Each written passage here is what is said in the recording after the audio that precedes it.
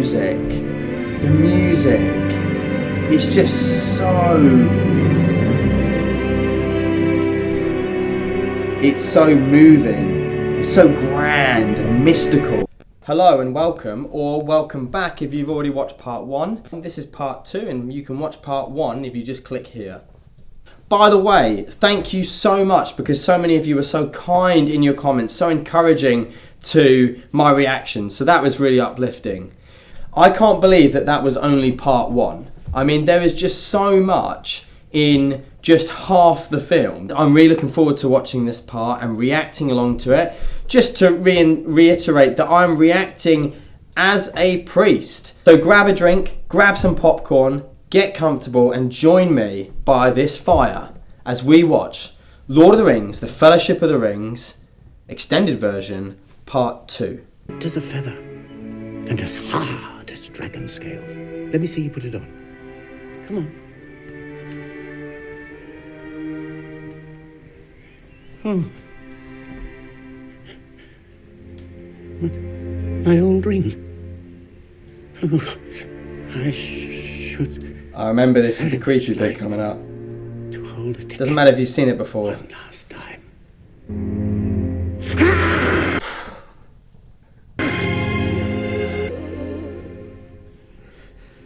That is creepy. I'm sorry I brought this upon you, my boy. I'm sorry for everything.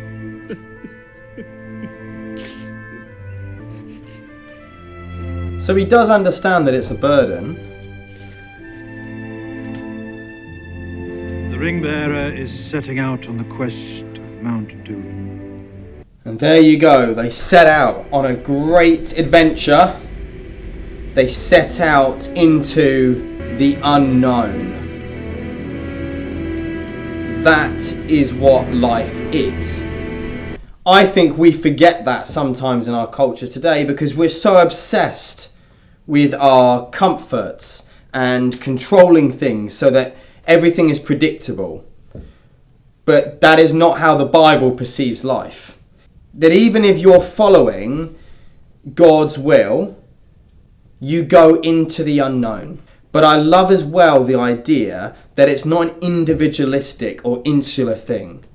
We go into the unknown, but also we need others, companions. We need others' fellowship with us in order to get through it. Otherwise, there'd be no chance.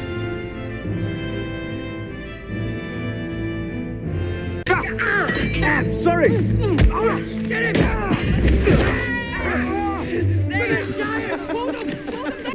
Even though it's so deep and at times dark, it manages to keep capturing moments of fun. What is that?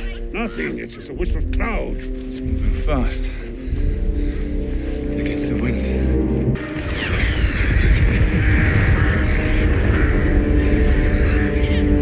Spires of Solomon. The passage south is being watched. There's a reminder that even in moments of innocence and fun, evil is something that is ever present.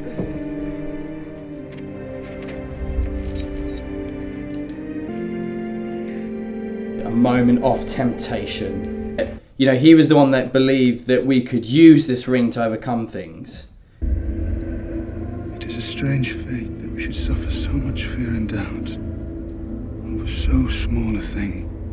This man, who thus far has shown us that he's so strong and able, can he even in himself overcome it? Boromir! Give the ring to Frodo. As you wish. I care not.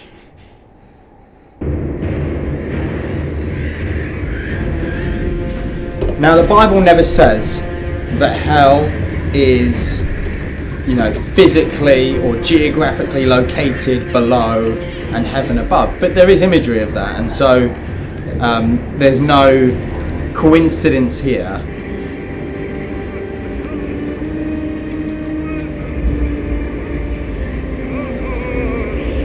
There is a fell voice on the air. It's Saruman! Words are really powerful. There's this sense throughout Jesus' ministry and in the Old Testament and throughout that words can have an effect in the spiritual. That's not to spook anyone out. It's not to say that, say one bad word and, you could get yourself in a world of trouble, but that words can actually do something. They can give life, and they can also cause real spiritual damage.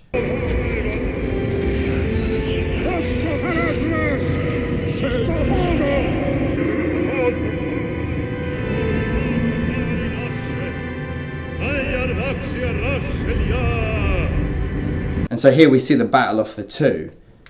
Words of evil, destruction, and then the words that are spoken back to counteract that from Gandalf. Again, I think within that there is a sense of prayer.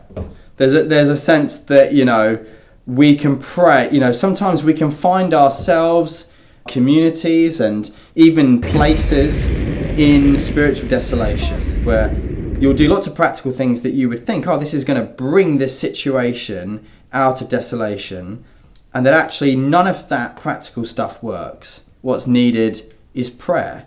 And I've had moments where I've prayed, maybe not instantly, but it's so clear to me that it's prayer changed in the spiritual. It's made a real tangible difference to the actual reality or physical reality of a situation. Up the mountain! Make the gap of Rohan! The gap of Rohan takes us too close to Isengard!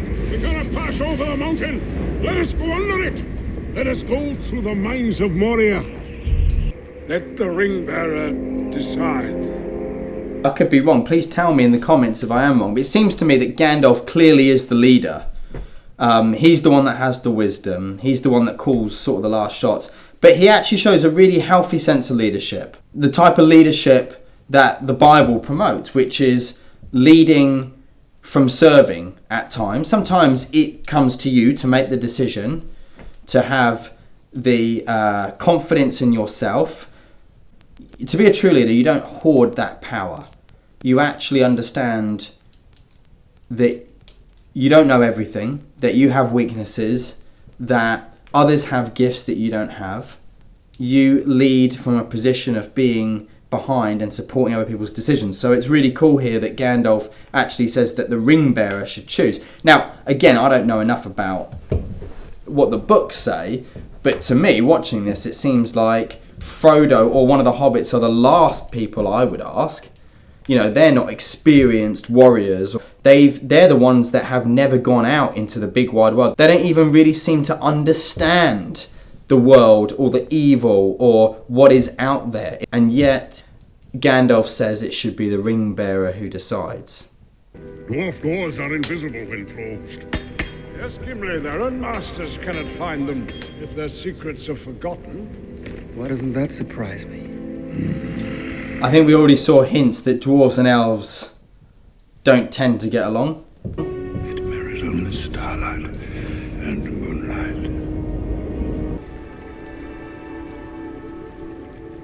That is really cool. Speak, friend, and enter. What do you suppose that means? Oh, it's quite simple. If you want a friend, you speak the password and the doors will open. Anon Nathel Edrochianen.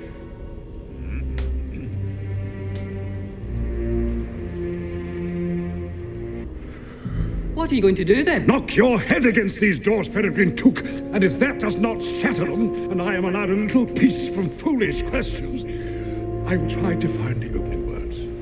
I like that Gandalf gets frustrated. I think it makes him more personable, rather than just being this kind of sort of mystical character that kind of floats above everyone else's knowledge. He actually gets frustrated. He makes mistakes. He doesn't always understand things. Speak friend and enter. What's the Elvish word for friend? Melon.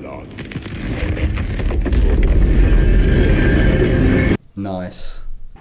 This, my friend, is the home of my cousin Balin, and they call it a mine. This is no mine. It's a tomb. Oh no. Goblins. Now get out of here! Get out!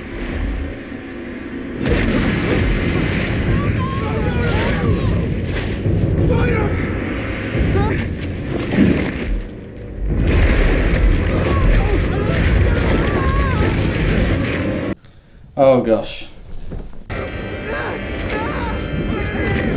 That's gross.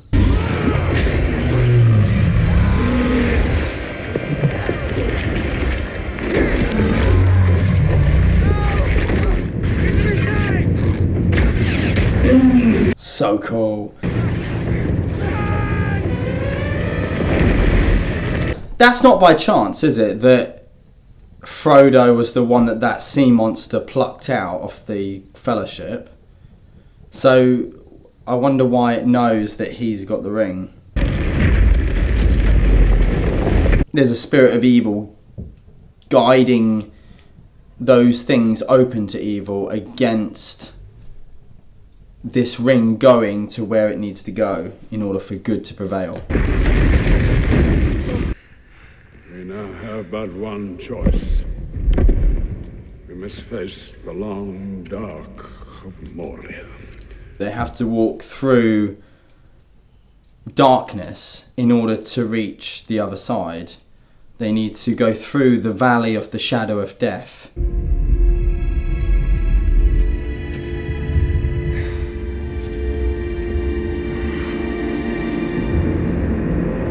So this is like a fallen city. It's clearly something's happened, but there's still remnants of its greatness. And this is what can happen if we allow evil to take hold, if we don't act.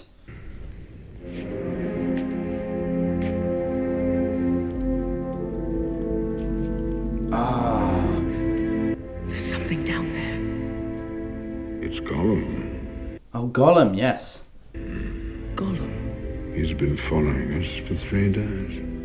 Okay, the ring is drawing evil to them. These evil things seem to be drawn to Frodo. Well, drawn to the ring, and Frodo's the one carrying it.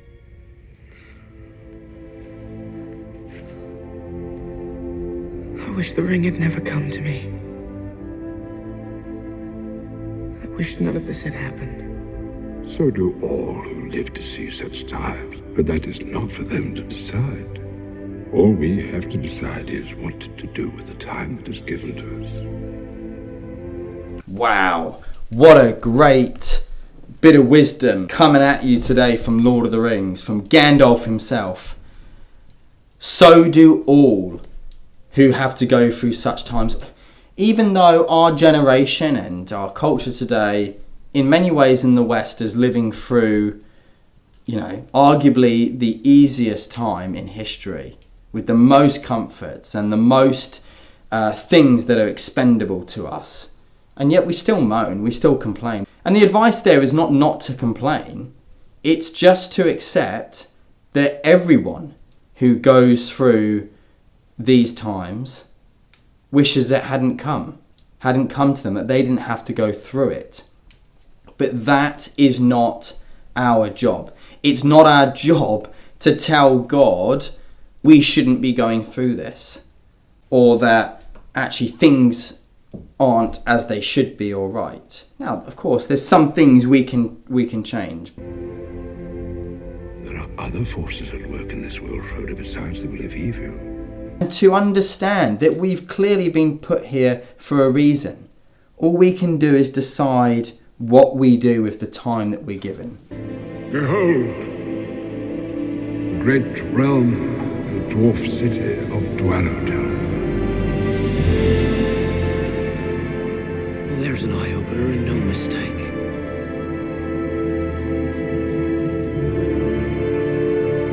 The music, it's just it's so moving, it's so grand and mystical.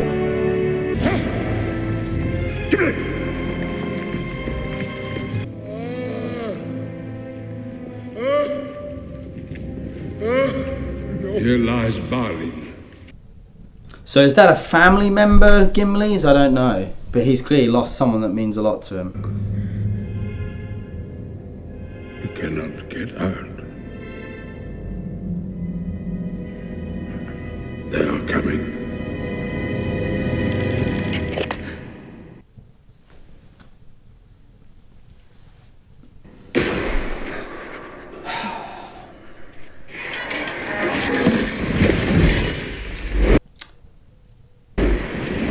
Being a dad, that really reminds me of stuff that children do every day that you just think, why?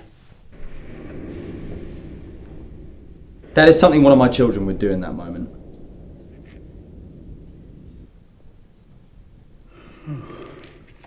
Fool of a took. Throw yourself in next time and rid us of your stupidity.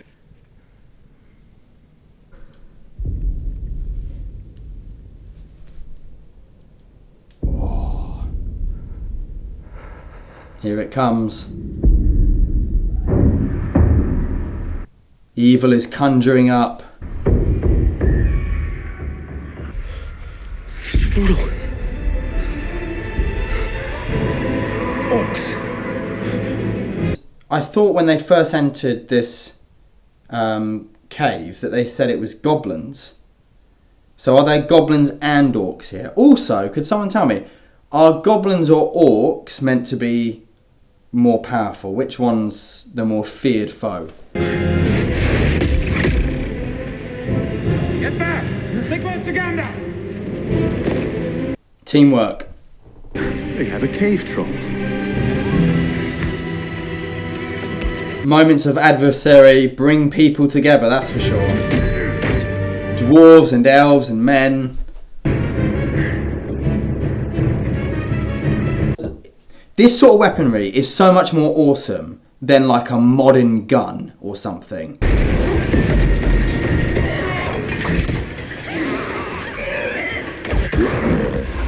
I don't know if it's about something deep about our past, to our ancestry, but it just, yeah, there's something that just seems really cool about this sort of weaponry.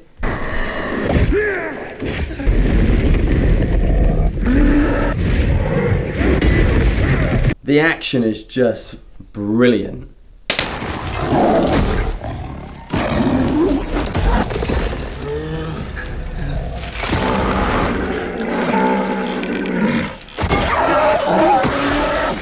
You start to see their different skills, how Legolas is really slick. He's really agile. I think I'm getting the hang of this. Before, when the hobbits were faced with this, evil descending on them, they kind of just huddled together and sort of cowered. So their courage has sort of built along the way, hasn't it? Maybe they're learning to understand that actually they're part of this fellowship. Even if it's not the biggest strength they bring, being good in battle, they still have to play their part and be part of the team in every sense.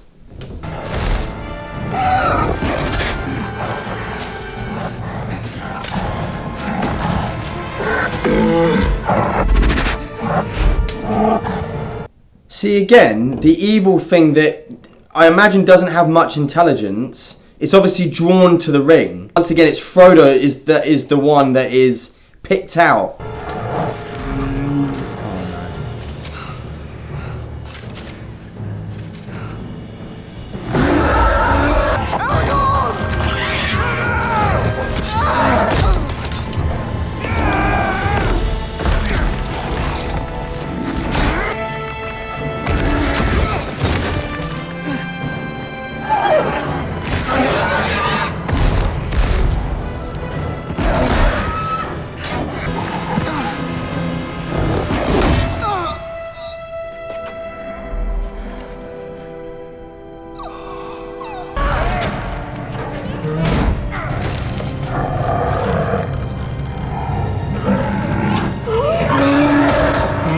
This cave troll is getting battered.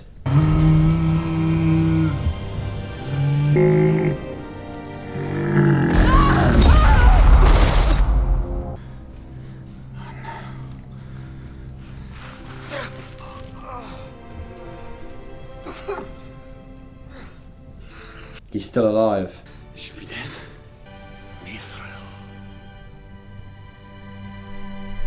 There's a nice balance here that you see in The Lord of the Rings that I think you do find in the Bible as well.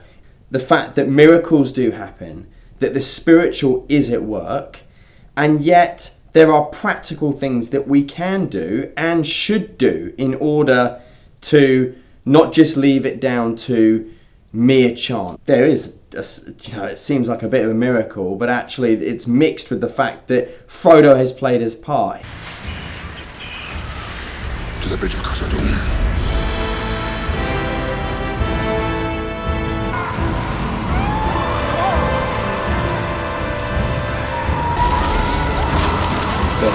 There's something about that just really looks like spiders, like insects coming out of a building. Maybe it's to sort of build this idea that they're kind of parasites.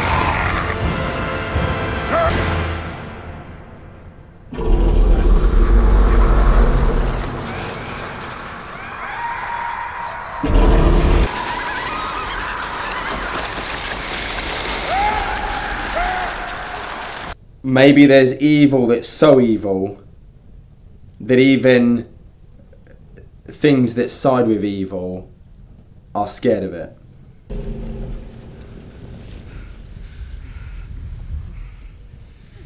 What is this new devilry?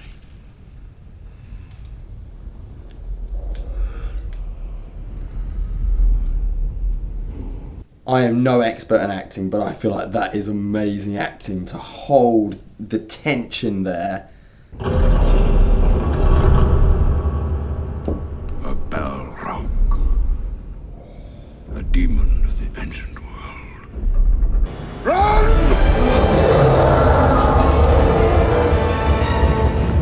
Lead them on, Aragorn.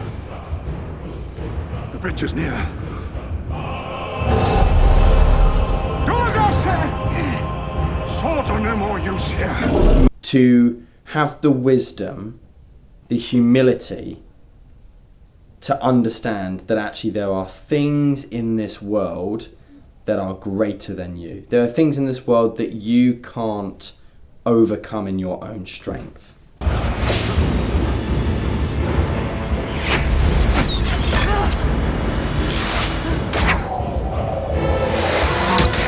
Oh, what a shot!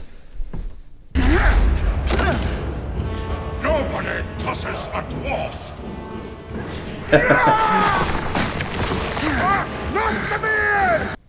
Ow.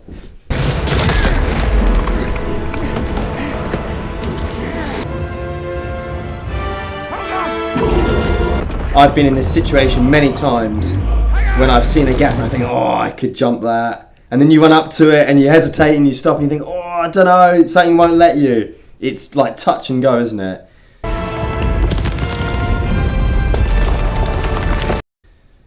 But surely that chasm is far too wide. There is a chasm too wide, too great, that they themselves can't cross. But maybe there's something else at work here.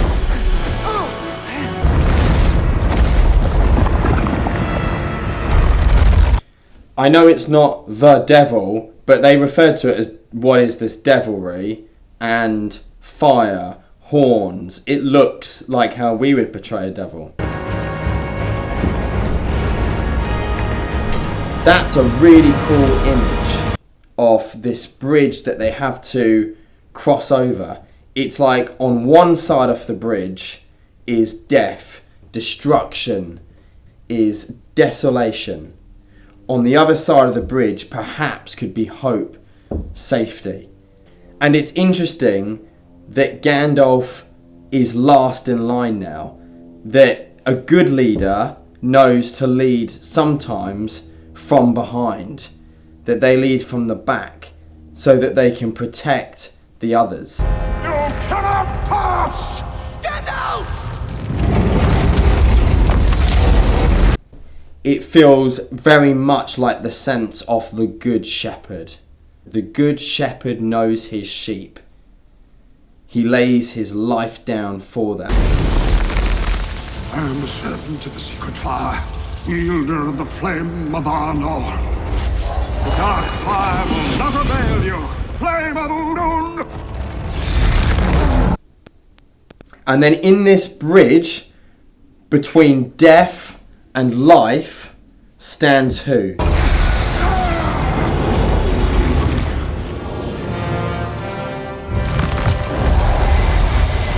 back to the shadow.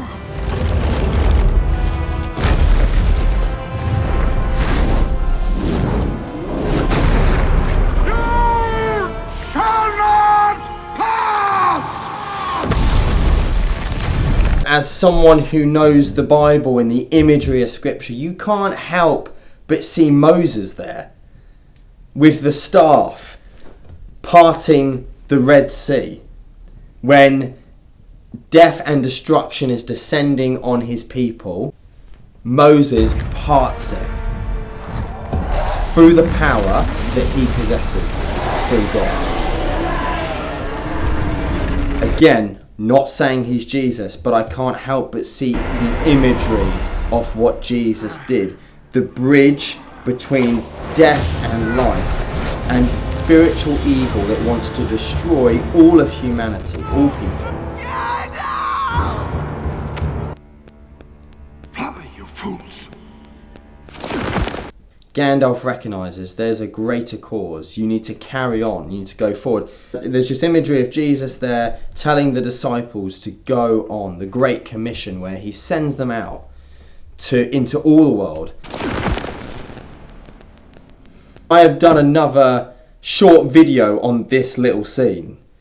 And I pointed out, and I was surprised at how many people had never seen it. I said that I bet you've never seen that before. That when Gandalf falls, his arms are wide open in a very specific shape. I would argue the shape of the crucifix. Because Tolkien knew, and Peter Jackson, the director, I think would have picked up on the idea of sacrifice here. And that the greatest picture and the greatest sacrifice that has ever taken place is that of Jesus Christ on the cross, who died for our sins, who willingly goes down like Gandalf into the depths with his arms wide open.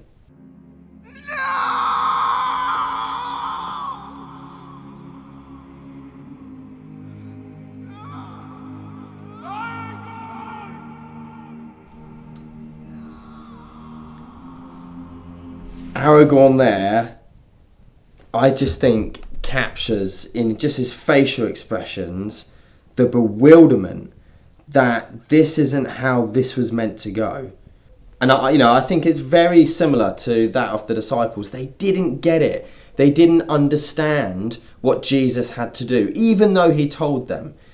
Even when it happened, they didn't get it once it happened. It destroyed them. It crushed them. They were completely lost.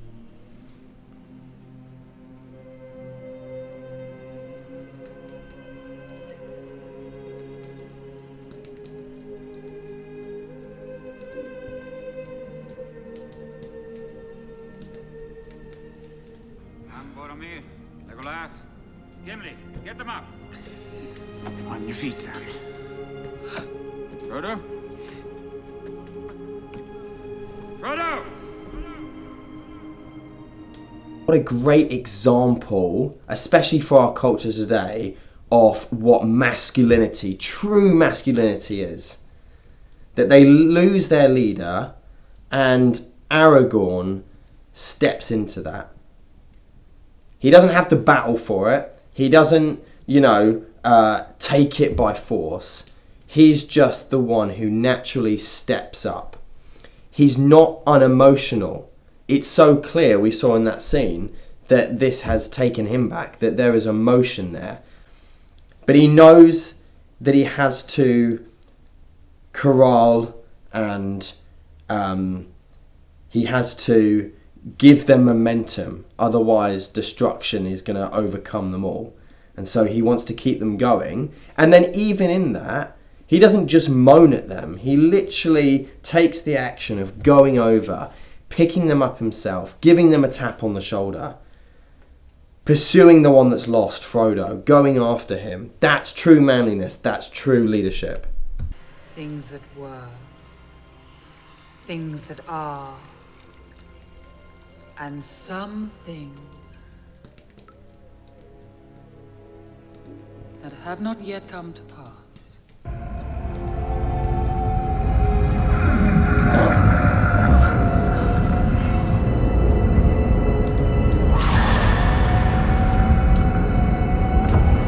She's able to show him something of the future.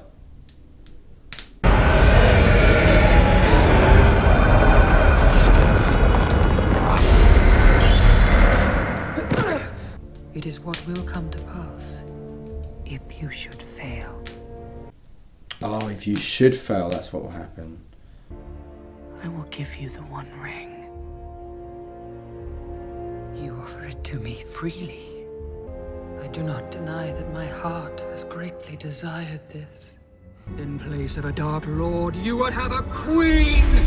Not dark, but beautiful and terrible as the dawn! This task was appointed to you. And if you do not find a way,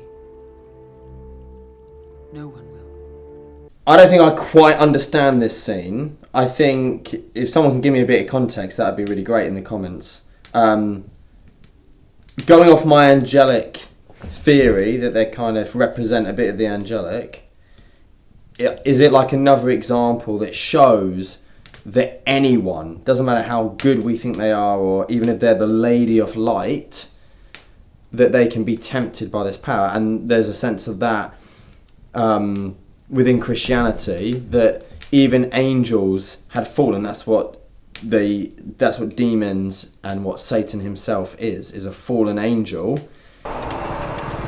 One of the halflings carries something of great value. Bring them to me alive and unspoiled.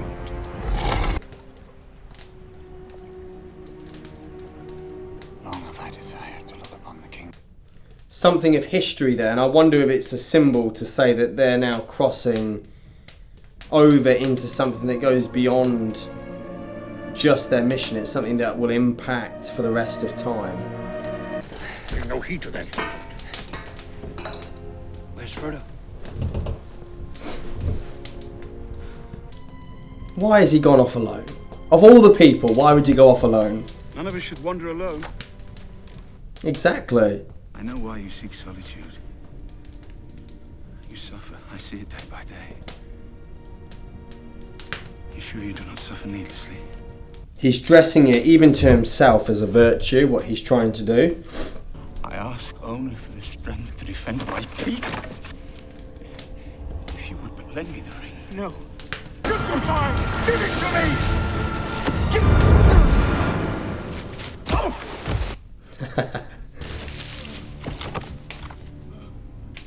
Frodo.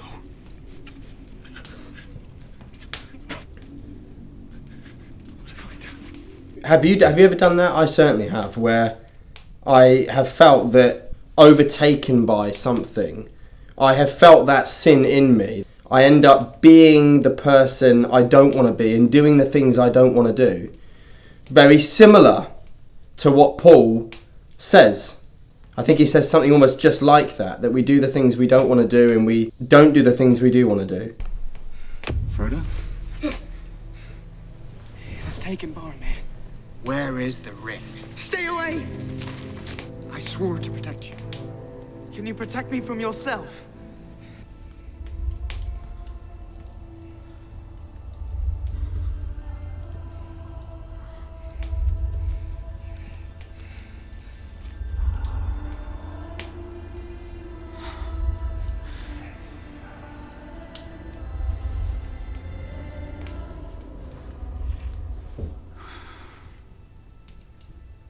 I would have gone with you to the end.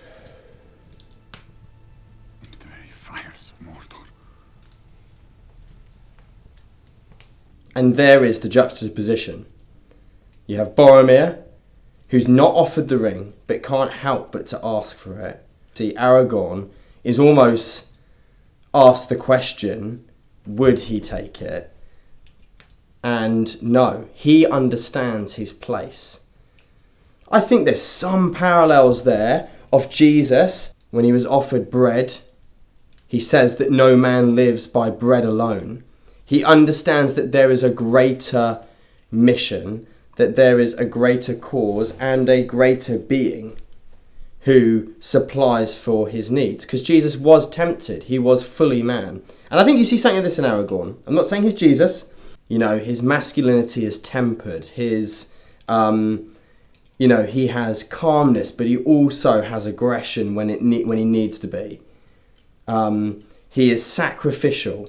He is a leader who encourages. That he definitely shows the juxtaposition from the man who couldn't do it, the failed man, and then the man who says, no, there's a greater purpose. Not to be self-serving, it's to serve others. Run! Run! And so now he sends Frodo off, almost with a blessing, and then stands between him and danger and becomes the sacrificial lamb.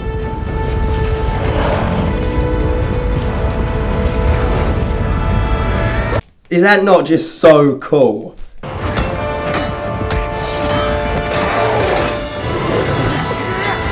Like, the boy in me looks at him and goes, that's what a man is. That's who I want to be.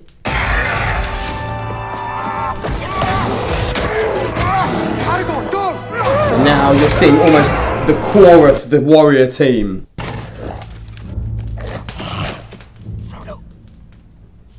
Hide here, quick! Come on!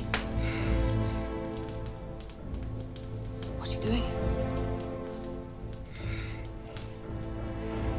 He understands what he has to do. He understands his mission. Run, Frodo. Go. Hey! Hey, you! Over here! Hey! Over here! This way! And it's almost infectious now. Now they're all getting it. They're all slowly understanding what the mission is. That they all have to play their own part to get him to where he needs to be, for the greater cause of destroying the ring once and for all. And now even the one that was posed to us to be bad steps up. Now he gets it. But he realises it's not about him. It's not about Gondor. It's not about just his people.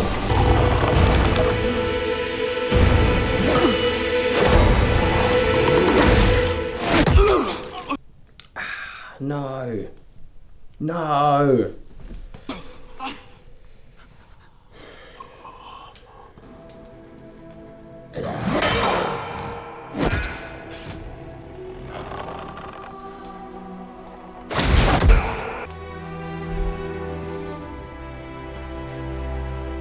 Just as he was redeeming himself. They've got the halflings. But have they got the right ones?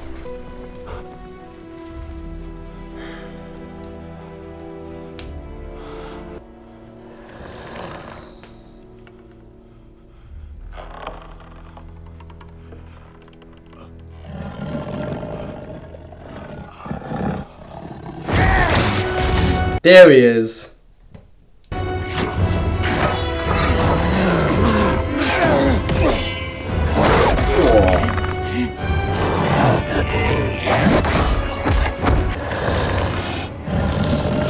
Yeah.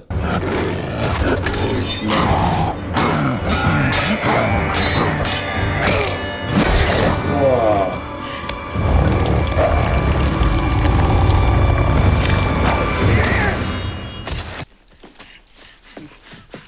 They took the little ones. He's down. Frodo. Where is Frodo? I'm not Frodo. Then you did what I could not. Forgive me. I did not see. I do not know what strength is in my blood, but I swear to you, I will not let the White City fall. Nor our people fail. Our people. It's now our people, not my people. I would have followed you, my brother. My captain. My king. This person, maybe he was threatened by. I think there's a sense of threat, isn't there? Because he's the promised king. This person he looked down at because he was just a ranger has now gone through this journey with Aragorn, with the Fellowship, and has gone from what would a ranger know to my king, my captain, I would follow you. I like that a lot. Maybe think of the Roman soldier who looked at Jesus as just a criminal on a cross. Surely this man is the Son of God.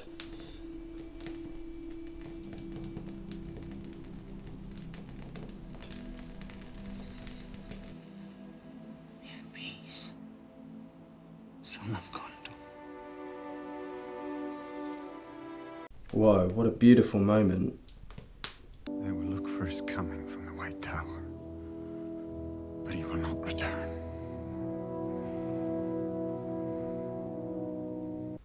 Wow. You feel that deep, don't you? I don't know what it means, but yeah.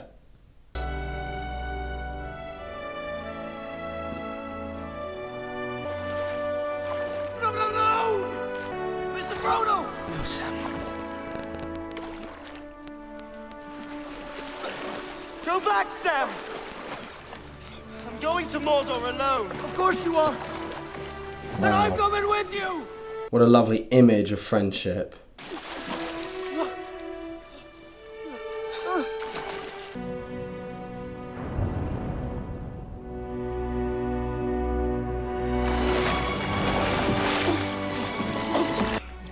I made a promise, Mr. Frodo. A promise. Don't you leave him, Samwise Gamgee. And I don't mean to. I don't mean to. I think that speaks so powerfully today, particularly today, in a way that probably Tolkien could never have known. Because commitment, vows, promises have become something that's so rare to us these days. We're so fleeting, we're so fickle. Our concentration is so small. We're on to the next thing. I think this is why the Lord of the Rings just reverberates so well to us 100 years later. This is a story that's outside of our world, but it's almost outside of time. It's almost timeless. The values, the principles in it. Hopefully you watch part 1 and part 2. If you haven't, you can always go back and watch part 1. But thank you so much for watching. Again, it's only my reaction as a priest. I've really enjoyed it. Comment, like, if you would like to see me react to more of The Lord of the Rings, maybe The Two Towers, the next film, and beyond. That would be something that I would find definitely fun to do, but only if it's something that people are wanting. Please do not forget to subscribe. Come with me on my own journey. I don't know, I'm going into the unknown. I don't know where it's going to take me, but come with me on this journey. Subscribe. But most of all, may God bless you and keep you. May he make his face shine upon you and give you his peace. Amen.